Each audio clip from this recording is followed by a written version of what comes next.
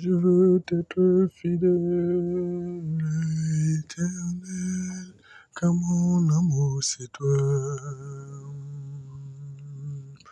Je veux marcher dans ta parfaite volonté, car mon amour c'est toi. Shalom, shalom, chers frères et sœurs, et bienvenue à notre deuxième numéro de notre émission Ordo Ab Chaos dans l'Église. Nous avons eu à tenir notre promesse au mois de janvier pour le premier numéro, le deuxième numéro, donc celui-ci qui se divise en deux parties. Nous verrons donc aujourd'hui la première partie de ce chapitre qui est dénommé « Le diable entre dans l'Église et en prend possession ». Le diable entre dans l'Église et en prend possession. Nous allons d'abord passer 1 minute dans la prière afin que Dieu dirige toutes choses. Merci Seigneur parce que tu es Dieu. À toi soit le règne et la gloire. Seigneur, parle à ton peuple. Parle, Seigneur, aux oreilles de ton peuple, afin que, Père, plusieurs, afin que, ô Dieu, que tous même soient édifiés selon ta volonté. À toi soit le règne et la gloire, que toute la gloire soit à toi seul, au nom tout-puissant de Jésus-Christ. Je dis encore shalom à tous et bienvenue à notre deuxième numéro de l'émission Ordo Ab Chaos dans l'Église. Ce numéro, donc, comme je disais, ce numéro se divise en deux parties. Nous allons d'abord récapituler sur le premier numéro. Le premier numéro avait deux angles que nous avons développés. Il s'agissait donc de la naissance douloureuse de l'Église, principalement. Vous avez eu à entendre ou à suivre cet temps fort où nous parlions de la persécution de l'Église, la persécution des chrétiens qui ne pouvaient pas vivre leur foi librement. Et cela a été vraiment difficile pour l'Église primitive. C'était comparativement à nous aujourd'hui, c'était vraiment très, très, très différent. Mais malgré ces épreuves-là, malgré ces difficultés, les frères et les sœurs en Christ étaient déchaînés, étaient engagés, avaient beaucoup de volonté pour le Seigneur, étaient vraiment déterminés à louer le Seigneur, à adorer le Seigneur, à persévérer dans sa parfaite volonté. Et voici pourquoi aujourd'hui, nous avons toujours l'Église qui est là, et fortifiée et conduite aussi par le Saint-Esprit qui nous enseigne toutes choses. Ils ont pu vaincre des systèmes entiers, ils ont pu vaincre des rois, ils ont pu vaincre des dominations, ce qui voulait renverser la foi qu'ils avaient, afin que la volonté du Seigneur ne soit pas réalisée. Mais ça a été tout à fait le contraire qui s'est produit. Donc, cette émission, ce premier numéro-là, nous a donné un aperçu des conditions de vie, des conditions de foi, de croyance, une image de l'Église dans le passé. Aujourd'hui, nous avons la même image qui continue, mais cette fois-ci plus ou moins modifiée, parce qu'il y a eu beaucoup de changements, beaucoup de changements. Et nous verrons ces changements dans la suite de l'émission. Le deuxième numéro aujourd'hui, donc dans sa première partie du chapitre, le diable entre dans l'Église et en prend possession. Le diable faisait la guerre à l'Église dans le passé en suscitant des persécuteurs extérieurs à l'Église, ce qui est différent de notre cas aujourd'hui. Il affrontait l'Église en face, mais il n'était pas à l'intérieur. Sinon, en tout cas, il ne l'était pas de manière visible, ou encore autant visible qu'aujourd'hui. Et ils persécutaient dans l'église, ils tuaient les chrétiens, on brûlait, on égorgeait, on ravageait ce qu'ils avaient, on les dépossédait de leurs biens. En tout cas, tout ce qui est comme qui pouvait servir d'instrument pour les amener à renoncer à leur foi était utilisé. Et malgré cela, ils n'ont pas abandonné leur foi. Aujourd'hui, donc, le diable, le chapitre que nous allons voir, le diable a pris une autre face, a adopté une autre stratégie. C'est-à-dire que le loup a mis le vêtement d'agneau. Le loup s'est vêtu de peau d'agneau. Et le loup s'est introduit parmi les agneaux. Donc, le loup s'est introduit dans la bergerie. Cette fois-ci, le diable combat de l'intérieur et de l'extérieur. Il affronte l'église en face et aussi il détruit l'église de l'intérieur. Beaucoup, je l'espère, comprennent ce que je suis en train de dire. Le diable entre dans l'église et en prend possession. Merci Seigneur de nous conduire. Première partie. Nous pouvons donc noter dans cette première partie, ou encore dans ce chapitre, la fausse conversion de l'empereur romain Constantin Ier. Cette fausse conversion qui a joué un grand rôle pour l'ennemi, pour le diable, dans l'Église. Fausse conversion de l'empereur Constantin Ier, ou encore infiltration, autant pour moi, du loup dans la bergerie. Pollution de l'Évangile, ou encore modification des textes et principes divins. Donc, des enseignements. Persécution de la vraie et pure parole de Dieu.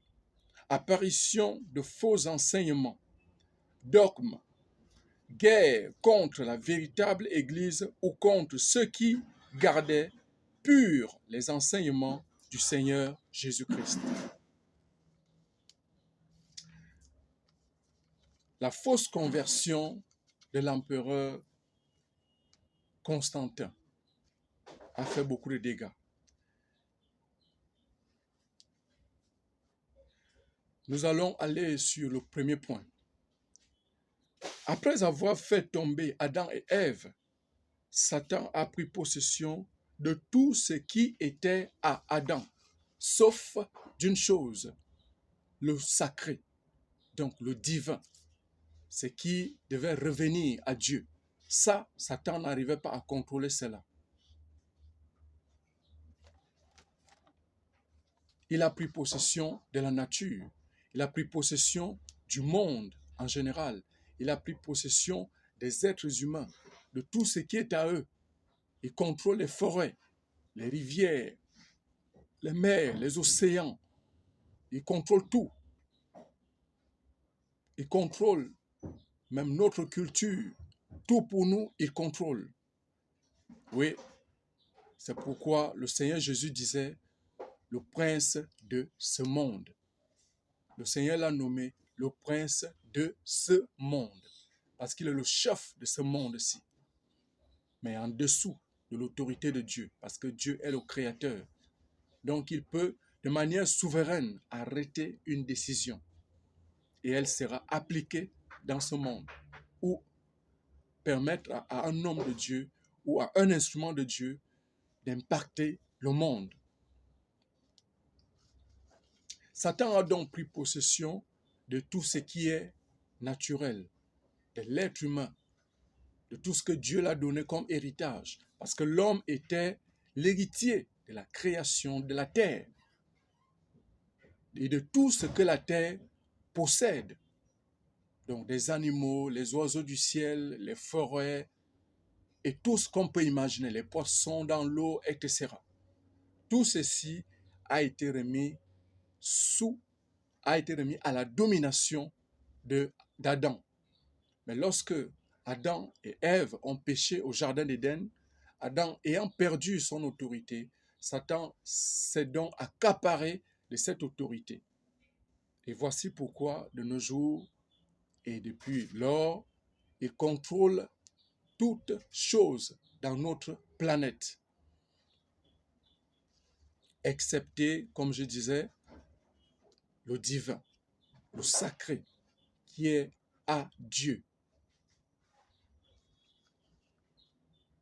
Nous nous rappellerons les quelques versets que nous avons lus dans Genèse, dans l'émission passée, le premier numéro de ce concept où Satan a subtilement fait tomber Ève dans le péché. Et Ève a entraîné Adam dans ce péché-là. Et nous nous retrouvons dans cette situation. L'objectif de Satan était de décourager les gens de ne pas accepter Jésus. Cet objectif n'a pas changé. Si on ne peut décourager par la force, on peut le faire en détruisant le témoignage. C'est ici que entrent en jeu les faux pasteurs, les faux enseignants, les fausses doctrines, les fausses religions, au travers desquelles Satan véhicule d'ailleurs les faux enseignements, les enseignements démoniaques, les enseignements sataniques, des enseignements qui amènent à l'aveuglement des peuples, des populations, à l'aveuglement des gens, pour semer la confusion dans leur esprit afin de ne pas pouvoir voir où est le chemin. Nous allons y revenir dans nos prochaines éditions. Et nous comprendrons au mieux cette partie de l'enseignement. Donc, nous lirons donc Daniel chapitre 7, verset 8. Daniel 7, verset 8. Je lis la parole de Dieu. Je considérais les cornes et voici une autre petite corne sortie du milieu d'elle. Et 3 des premières cornes furent arrachées devant cette corne. Et voici, elle avait des yeux comme des yeux d'homme et une bouche qui parlait avec arrogance. Amen.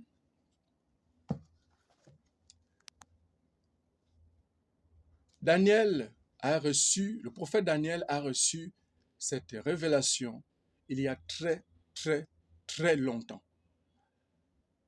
Et sur cette partie, il nous dit qu'il a considéré les cornes d'un animal qu'il avait vu, donc le 4e animal. Et ce 4e animal avait 10 cornes. Et des 10 cornes, il a poussé une autre corne, une plus petite corne. Et pour que la petite corne arrive, 3 des 10 cornes sont tombées. Donc, des 10 cornes, il ne restait que 7, plus la petite corne, il ne restait que, cela nous donne un nombre, je veux dire, de 8 cornes. Les 8 cornes, donc les 7 cornes plus une corne. Cette corne-là qui avait les yeux d'homme et qui avait une bouche d'homme et qui, par cette bouche, parlait avec arrogance. Le 4e empire dont parle la Bible, il s'agit de Rome. C'est le 4e empire, Rome.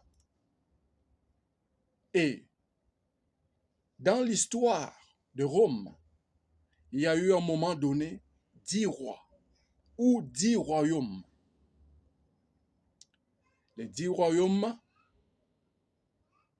Des 10, 3 sont tombés. Ceux qui sont curieux, ceux qui lisent, qui fouillent les écrits bibliques et qui se renseignent sur l'histoire de notre monde, verront qu'il y a eu trois royaumes qui sont tombés devant la petite corne. Et il y a la petite corne qui est l'État du Vatican. La petite corne qui a poussé et qui parle avec arrogance. La petite corne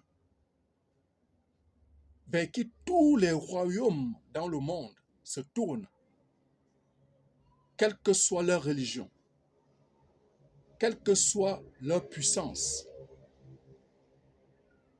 La petite corne, elle est là. Cette petite corne-là avait une bouche et des yeux. Pourquoi les yeux? Les yeux comme les yeux d'homme. Les yeux pour contrôler. Les yeux, c'est pour la vue, pour contrôler, pour voir et pouvoir contrôler. L'œil, c'est le contrôle. Si vous n'avez pas les yeux, vous ne contrôlez plus rien parce que vous ne pouvez rien voir. Une bouche qui parlait avec arrogance. Une bouche qui semblait être aussi une bouche humaine, mais qui n'en est pas vraiment une. Mais c'est une bouche qui se manifeste au milieu des hommes. Mais ce n'est pas une bouche humaine. Une bouche qui parlait avec arrogance. La petite corne avait une bouche qui parlait avec arrogance. L'arrogance ici, ce sont des paroles de blasphème, les paroles insultantes, les paroles qui méprisent les choses de Dieu. Une bouche qui sort des paroles qui s'élèvent contre ce qui est saint, ce qui est pur, ce qui est divin, ce qui est de Dieu. Contre tout ce qui est juste, contre tout ce qui est amour, contre tout ce qui est bien, tout ce qui est bon. Cette bouche-là s'élève contre tout cela. Même si quelquefois, elle peut dire un mot ou elle peut dire ce qui semble bon, mais l'objectif sera simplement de détruire à la fin. Parce que cette bouche est une bouche qui s'est dressée contre Dieu, est une bouche qui n'est pas de Dieu, qui n'œuvre pas pour Dieu. C'est cette bouche-là que la petite corne a. Que ceux qui ont les yeux lisent. Que ceux qui ont les yeux lisent et comprennent qui est la petite corne. Quel est le royaume ou bien le pays dans ce monde qui est la petite corne? Quel est le système qui est la petite corne? Et nous allons continuer la lecture.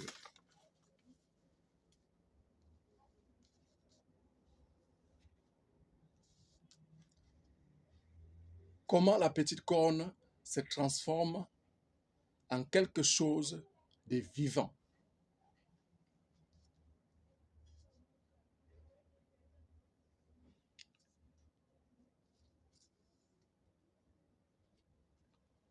Nous allons lire les avertissements du Seigneur Jésus-Christ, de notre Seigneur Jésus-Christ.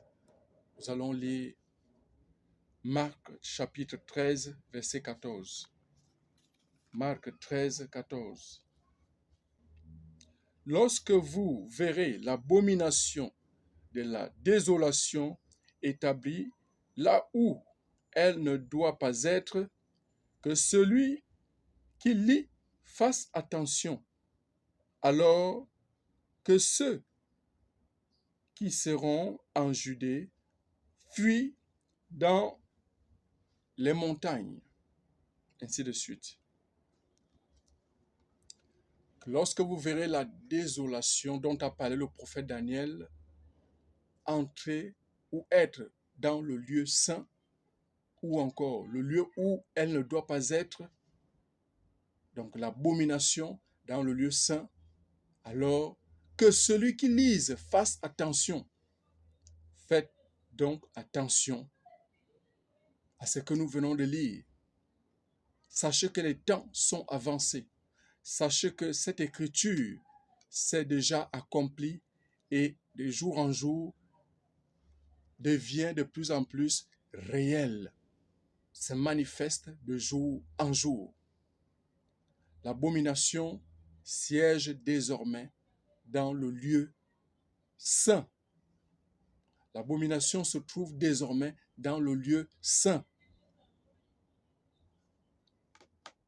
Quel est l'objectif? Nous l'avons dit au départ, lorsque le diable entre dans l'église ou entre dans la bergerie, c'est pour détruire l'église, pour détruire la bergerie, pour semer la confusion. Alors, nous avons aujourd'hui beaucoup de fausses religions. Toutes ces religions parlent de Dieu. Toutes ces religions disent la vérité. Toutes ces religions ont des enseignements qu'elles disent que ces enseignements sont vrais et fondés, et que c'est Dieu qui est l'auteur de ces enseignements. Reste à savoir, est-ce que, en lisant la parole de Dieu, ces enseignements sont conformes à la parole de Dieu, la Sainte Bible? Point d'interrogation. Parce que tout le monde peut dire « je suis vrai », mais c'est la manière de marcher qui indique qui vous êtes. Un démon peut bien dire « je suis un ange », mais c'est sa manière d'agir, ou surtout d'agir, que nous saurons parler encore. Il peut parler comme un ange, mais la manière d'agir, nous saurons forcément au travers des actes que ce démon n'est pas un ange, parce qu'un ange est un être qui est soumis à Dieu, et un démon est un être qui est soumis à Satan. Ce sont donc deux types d'êtres différents. Matthieu 13, du verset 24 au verset 30. Il est écrit, « Il leur proposa une autre parabole et il dit, « Le royaume des cieux est semblable à un homme qui a sémé une bonne semence dans son champ. Mais pendant que les gens dormaient, son ennemi vint, sema de l'ivraie parmi le blé et s'en alla. Lorsque l'herbe eut poussé et donné du fruit, l'ivraie parut aussi. Les serviteurs du maître de la maison vinrent lui dire, « Seigneur, n'as-tu pas sémé une bonne semence dans ton champ?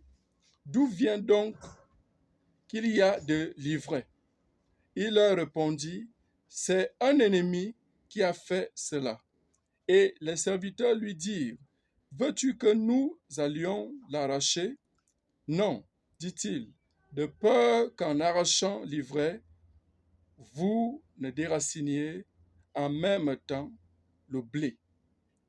Laissez croître ensemble l'un et l'autre jusqu'à la moisson, et à l'époque de la moisson, je dirai au moissonneur, arrachez d'abord l'ivraie et liez-la en gerbe pour la brûler, mais amassez le blé dans mon grenier. » Amen. Nous avons ici une parabole du Seigneur. Le blé, c'est l'enseignement pur. L'ivraie, c'est le mauvais enseignement. Le mauvais enseignement, c'est l'ivraie. Tout ce qui vient de l'ennemi peut être représenté aussi par l'ivraie. ceux qui sont de l'ennemi peuvent aussi être représentés par l'ivraie. Mais particulièrement ici, nous parlons de l'enseignement. L'ivraie, c'est le mauvais enseignement.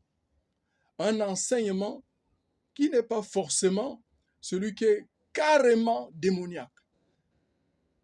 Les enseignements, donc l'ivraie qui s'est infiltré dans l'Église, n'est pas absolument un enseignement extra-biblique. Non, c'est un enseignement qui est constitué de deux parties.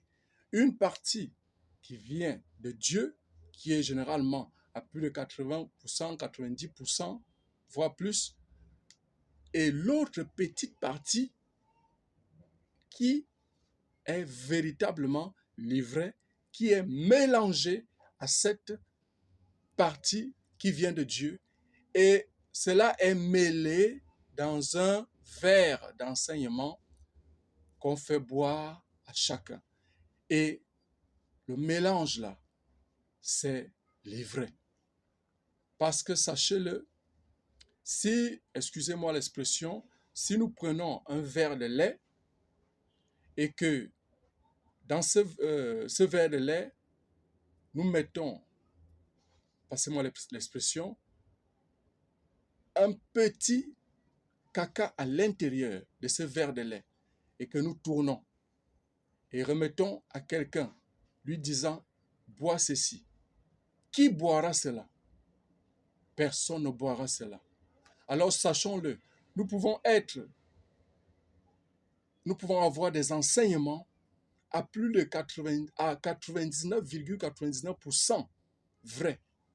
Mais le 0,01% qui reste là, qui sont faux, qui ont été mêlés aux 99,99, font en sorte que tout l'enseignement soit un enseignement pollué.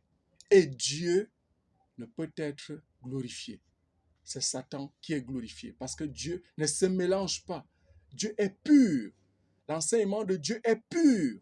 Tout ce qui vient de Dieu est pur. Donc, l'ivraie dont le Seigneur parle ici, Satan est entré.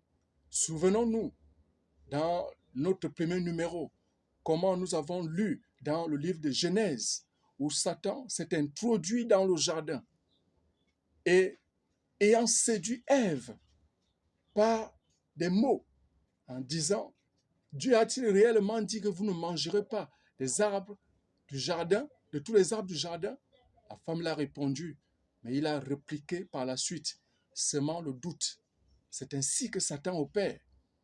De même que dans les évangiles, dans l'enseignement du Seigneur, sachant que le Seigneur a donné un évangile pur, alors Satan sème, amène juste un tout petit peu qu'il introduit à l'intérieur de l'enseignement du Seigneur, ce qui donne exactement la même chose qui est l'ivraie. Cela n'est plus la bonne nouvelle, cela n'est plus l'image du blé, mais plutôt de l'ivraie. Car ce sont des enseignements pollués ou dilués. Lorsqu'on a enlevé ou encore qu'on a ajouté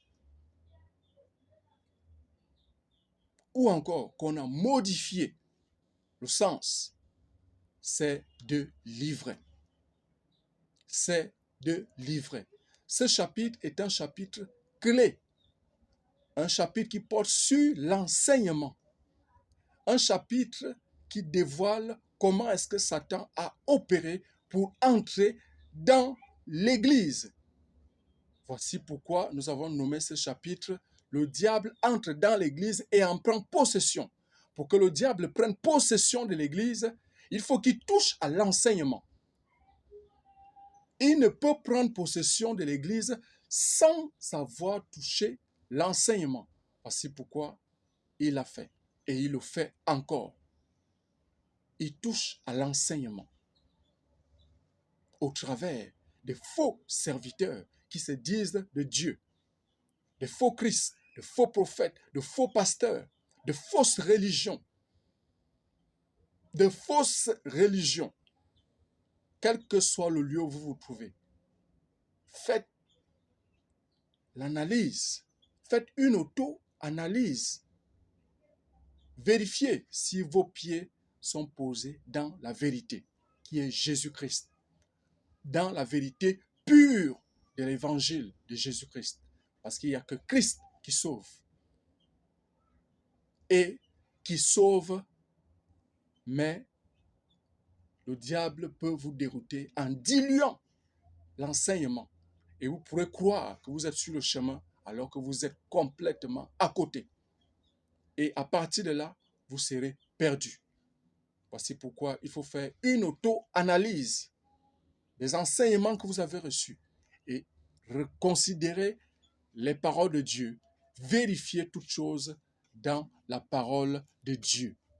Ce qui n'est pas biblique est opposé à la parole de Dieu. Parce que tout pour Dieu, Dieu l'explique dans sa propre parole.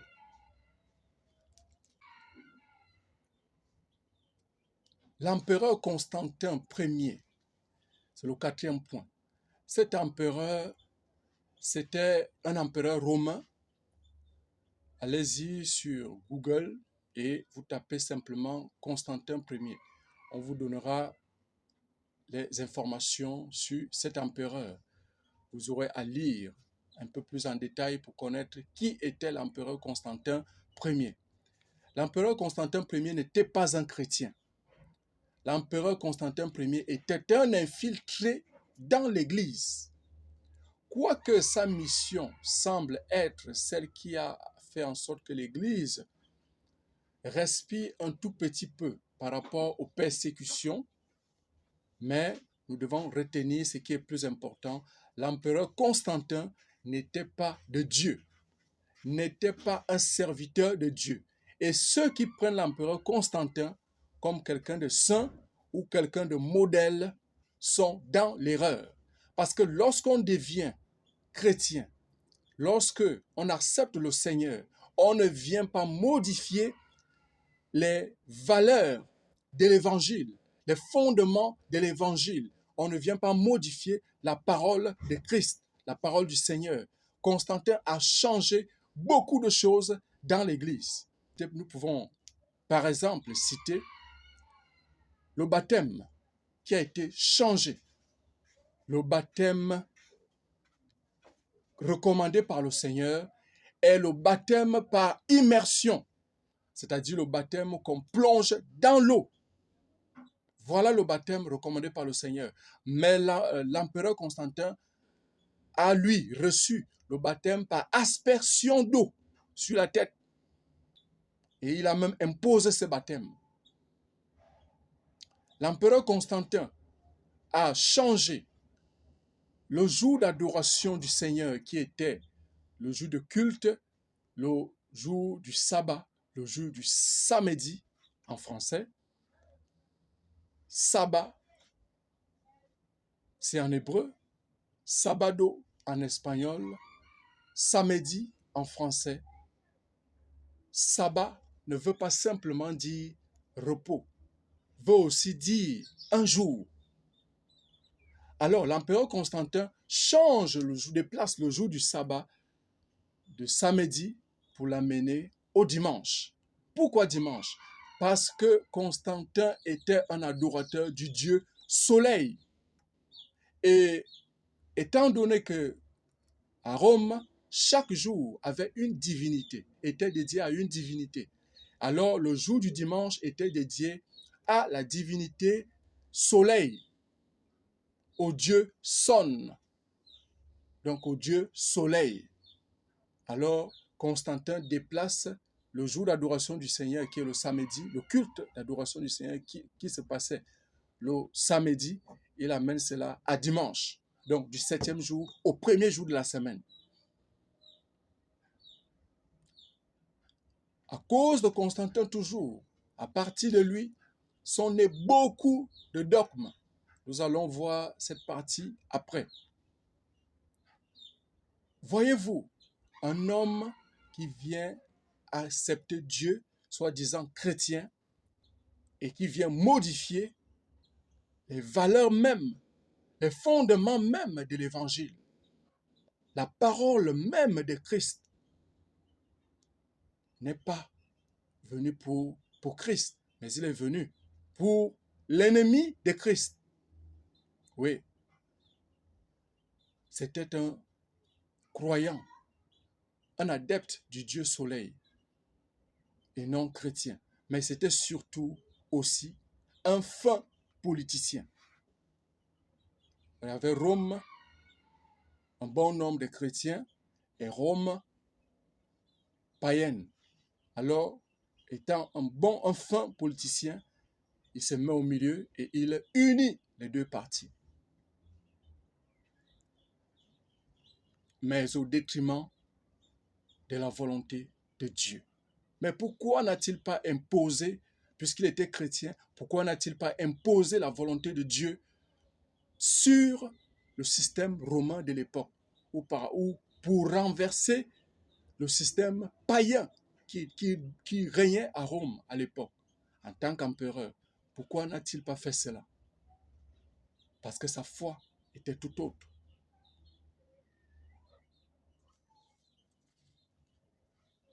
Dans la suite de ce chapitre,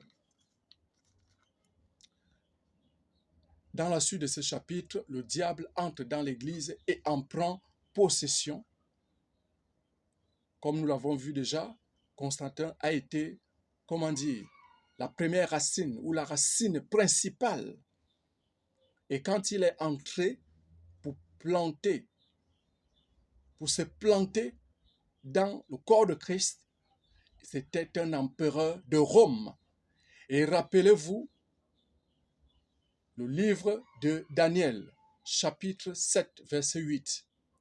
Le quatrième empire n'était que l'empire, le quatrième animal, donc le quatrième empire universel qui représentait Rome.